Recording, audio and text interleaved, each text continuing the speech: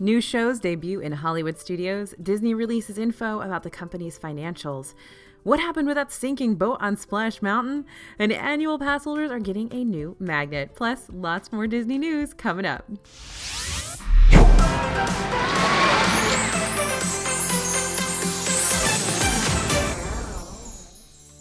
Hey everybody, it's AJ for Disney Food Blog. This week we tuned into Disney's quarterly earnings call, which shed a bit of light on how the company is handling the park closures and what the future of Disney films might look like. We've got new shows debuting in the parks, a potential new Cantina coming to Galaxy's Edge, and some Disneyland updates, so let's get started.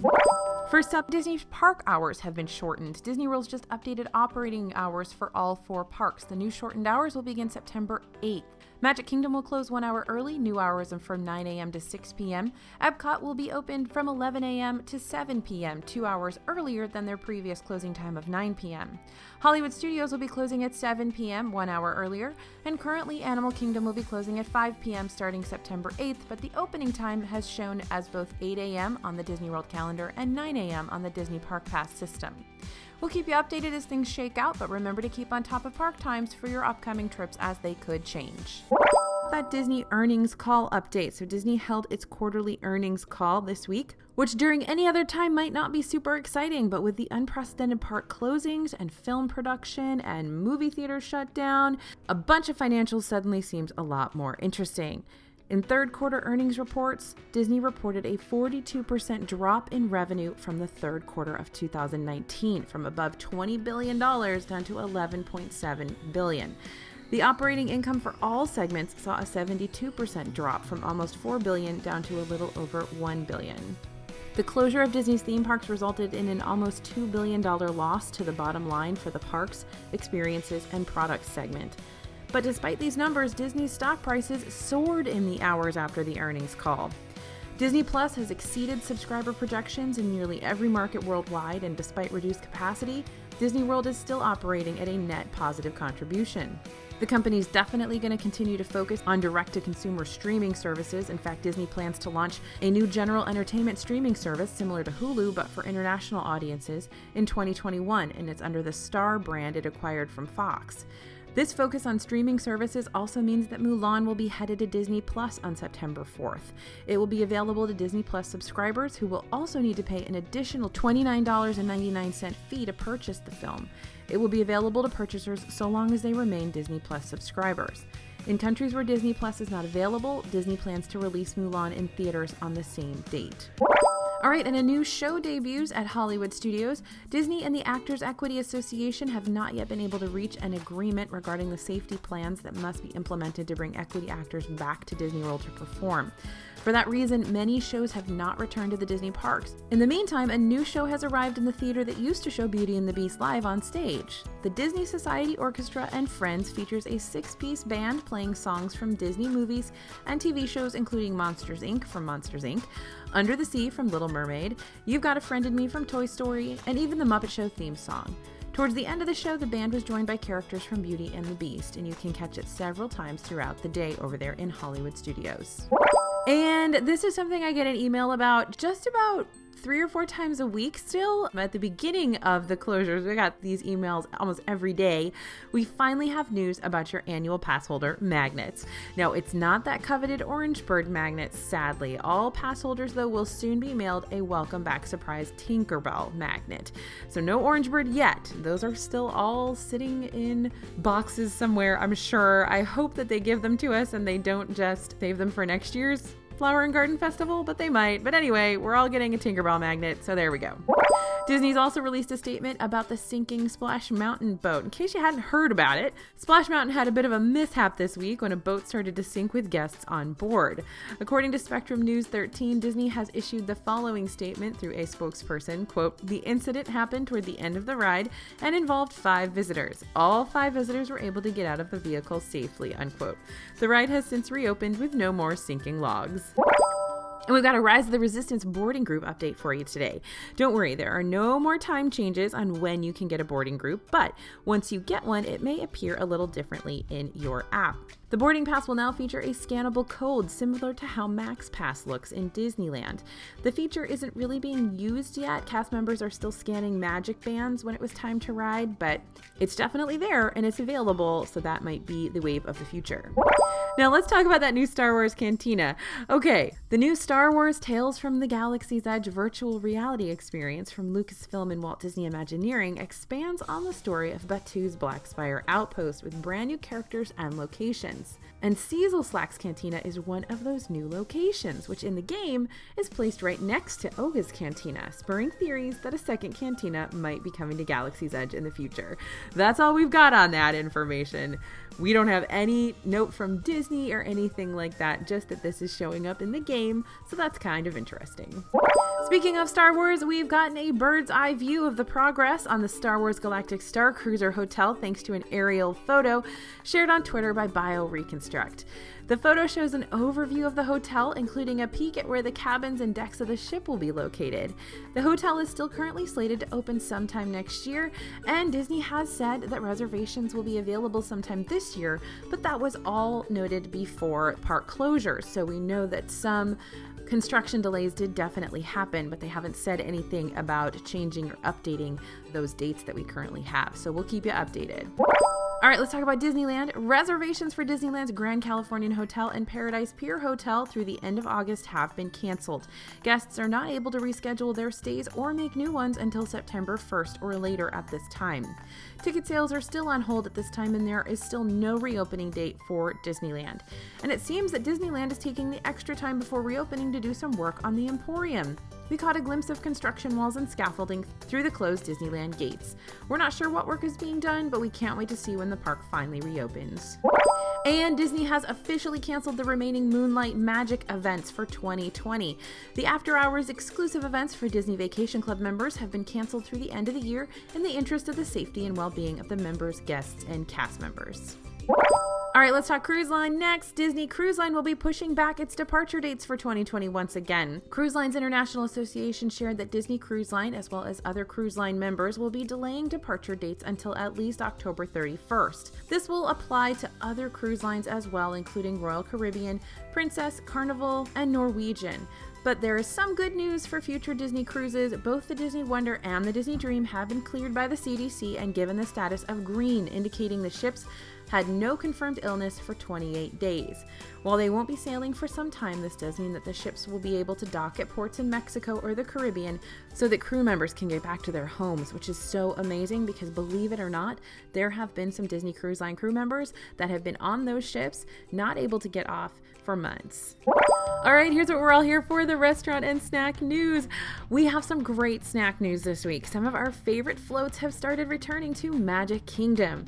The Lime Dole Whip Peter Pan float has officially returned to Storybook Treats this week, and the Raspberry and Pineapple Swirl float is once again advertised at Aloha Isle, which means the Raspberry Dole Whip is back in the parks. We got our own serving a couple of days ago.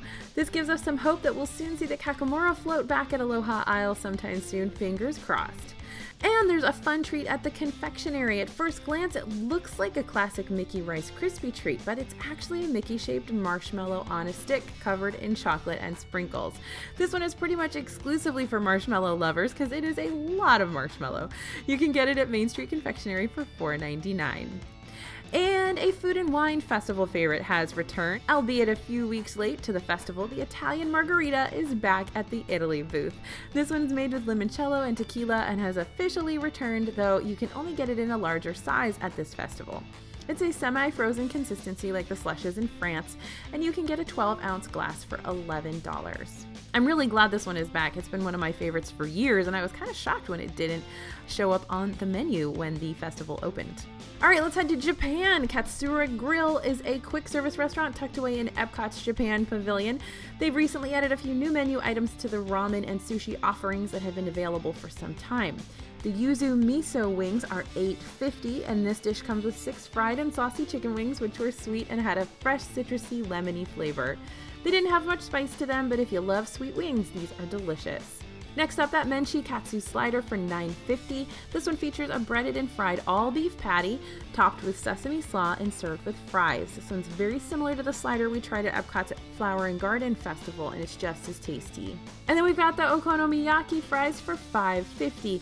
These come with that super yummy tonkatsu sauce, mayonnaise, bonito flakes, which by the way is dried smoked shavings of tuna, and seaweed flakes. If you like fries with unique toppings, you're gonna love this dish, and the portion size was really generous. All right, we've got Tangierine Cafe news. Though it has been open during the last several visits to Epcot, Tangierine Cafe is now listed as temporarily unavailable. It appears to be due to demand, which has definitely decreased with fewer guests in the parks and all of the festival booths drawing more guests away from quick service locations like Tangierine Cafe.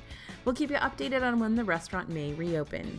Next, we've got some Epcot France Pavilion news for you. After 38 years, the executive chef of the pavilion's restaurants, Chef Bruno Vrignon, has retired. He has been at Epcot's France Pavilion since the park's 1982 opening and has contributed to the success of Chefs de France and Monsieur Paul. Those two restaurants have yet to reopen, and according to an interview with Executive Director Eric Weisstroffer, it could be a while before the restaurants do reopen. Most of the staff has been furloughed and sent home to France. Weisstroffer indicated that the restaurants will indeed open, but that the attendance numbers at Epcot simply have not been enough to do so yet. So we're going to keep you updated on the latest regarding opening dates for these restaurants and the currently under construction creperie that should be coming soon. And just outside of Epcot, at Leaping Horse Libations at the Boardwalk Inn, they've debuted a new snack this week. It's a Carnival Nachos option, and it features house-made tortilla chips covered in cheddar cheese sauce, avocado, onions, cilantro, sour cream, and pico de gallo. So if you need your plastic cheese fix, you can get it there. These are pretty simple ballpark-style nachos for $11.79. Probably not worth the trip over to the resort, but a great snack if you're already lounging by the clown pool. All right, let's go to Wine Bar George in Disney Springs. They've added a new item to their already amazing brunch menu. Fried chicken with pimento cheese, bacon relish, and a sunny side egg sit atop a biscuit and are served with a side of slaw. Brunch is served from 10:30 a.m. to 2 p.m. on Saturdays and Sundays. Reservations can be made on Disney's website, opentable.com, or Yelp. And another restaurant has added a weekend brunch offering on Saturdays and Sundays from noon to 3 p.m. Wolfgang Puck Bar and Grill's brunch menu includes a brunch burger, smashed avocado toast, corned beef hash, French toast, and more, and reservations are available online. And guests visiting Erin McKenna's in Disney Springs from 11 a.m. to 3 p.m. can enjoy Donut Happy Hour. Buy one donut, get one 50% off. This special promo only lasts for one more week, so head over if you're looking to get a deal on some allergy-friendly and delicious donuts.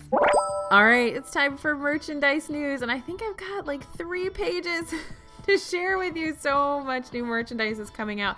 I'm guessing it's all the stuff that they had being created to come out during the 4 months that the parks were closed, and now it's just sort of all coming out now. We've got a couple new ears to tell you about.